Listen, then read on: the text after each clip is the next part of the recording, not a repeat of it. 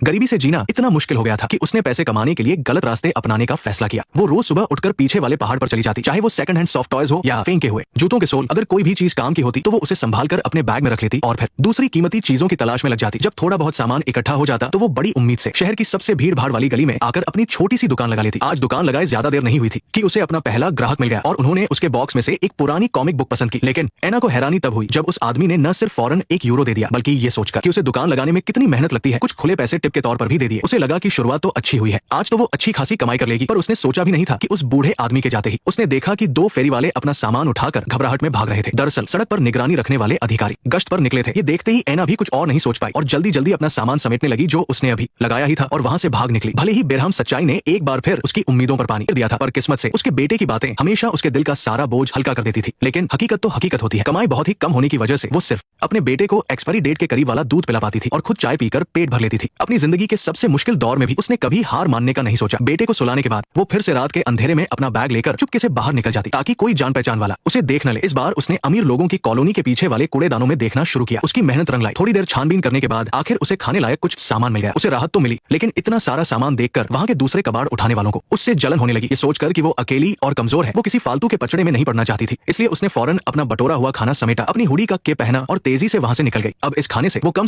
अपने बच्चे के सामने थोड़ा आराम से पेट भर सकती थी, लेकिन इतना सा खाना उन मां बेटे के लिए ऊंट के मुंह में जीरे जैसा था। एक दिन वो फिर से आधी रात को भूख से जाग गई। खाली पेट में जलन और दर्द की एक लहर सी उठी। उस पल वो पूरी तरह टूटने की कगार पर खड़ी थी। भले ही उसकी हर सांस में असहनीय दर्द और तकलीफ थी, लेकिन बेटा पास में ही था, इसलिए उसने जैसे तैसे खुद को संभाले रखा। खुद को पूरी तरह से शांत करने के लिए वो फौरन बाथरूम में गई और बर्फीले ठंडे पानी से अपना मुंह धोने लगी ताकि होश में रह सके। जब कोई और रास्ता नहीं बचा तो वो मजबूर होकर कम्युनिटी वेलफेयर ऑफिस में मदद मांगने गई। वहां के स्टाफ को पता चला कि उसके पास कोई काम नहीं है, कोई सहारा नहीं है और वो अकेले ही अपने 8 साल के बेटे की देखभाल कर रही है। तो उन्होंने उसे सरकारी मदद और फूड कूपन के लिए अप्लाई करने का मौका दिया। अगर उसकी एप्लीकेशन मंजूर हो जाती तो उसे हर महीने सरकार से कुछ यूरो की मदद मिल सकती थी, लेकिन सबसे जल्दी मिलने वाले फूड कूपन के लिए भी करीब 6 महीने का इंतजार करना पड़ता और सरकारी मदद के पैसों के लिए तो शायद 1 साल भी लग सकता था। इंतजार लंबा था, पर इससे एना को जिंदगी में उम्मीद की एक किरण दिखाई दी। जाने से पहले उसने वहां के स्टाफ से इजाजत लेकर वेलफेयर ऑफिस के प्रिंटर से मुफ्त में अपना बायोडाटा प्रिंट किया। नौकरी पाने के लिए वो इतनी बेताब थी कि ब्रेड खरीदते वक्त भी दुकान के मालिक को अपने बारे में बताने से नहीं चूकी। मैं कोई भी काम कर सकती हूँ। मालिक की इजाजत मिलने पर एना ने अपना बायोडाटा वही छोड़ दिया। उसे लगा कि नौकरी का एक और मौका मिल गया है, पर उसने सोचा भी नहीं था कि बेकरी से बाहर निकलते ही उसे एक ऐसा नजारा दिखेगा जो उसका दिल तोड़ देगा। मालिक ने बेरमी से उसके बायोडाटा को फाड़कर 2 टुकड़े कर दिए। उसकी सारी मेहनत को एक पल में नजरअंदाज और बेकार साबित कर दिया गया और इस तरह नजरअंदाज किए जाने का दुख सीधे सीधे मना किए जाने से भी ज्यादा होता है। उसे ना सुनने की आदत हो चुकी थी, इसलिए उसने खुद को तसल्ली दी कि शायद कोई बेहतर नौकरी उसका इंतजार कर रही है। जिंदगी इतनी मुश्किलों भरी होने के बावजूद सुकून की बात बस ये थी कि ऊपर रहने वाली उसकी पड़ोसन मारिया हमेशा उनके सबसे मुश्किल वक्त में साथ देने आ जाती थी। भले ही एना ये सब जानती थी।